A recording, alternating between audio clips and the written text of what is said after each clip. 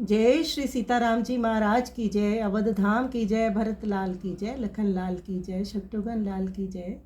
दशरथ बाबा कुशल्या मैया, सुमित्रा मैया, कई मैया की जय। सरयू मैया की जय। गोस्वामी तुलसीदास महाराज जी की जय। आज गोस्वामी तुलसीदास महाराज भारतवर्ष के महान संत की आज पुण्यतिथि है। तुलसीदास जी की जयंती है। तुलसीदास जी का नाम कौन नहीं जानता। संवत 1631 का आरंभ हुआ। उस साल रामनवमी के दिन प्राय वैसा ही योग था जैसा त्रेता युग में राम जन्म के दिन था। उस दिन प्रातःकाल श्री तुलसीदास जी ने श्री रामचरितमानस की रचना प्रारंभ की। 2 वर्ष 7 महीने 26 दिन में ग्रंथ की समाप्ति हुई। संवत 1633 के मार्गशीर्ष शुक्ल पक्ष में राम विवाह के दिन 7 कांड पूर्ण हो गए। इसके बाद भगवान की आज्ञा से तुलसीदास जी काशी चले आए। वहाँ उन्होंने भगवान श्री विश्वनाथ और माता अन्नपूर्णा को श्री रामचरितमानस सुनाया। रात को पुस्तक श्री विश्वनाथ जी के मंदिर में रख दी गई।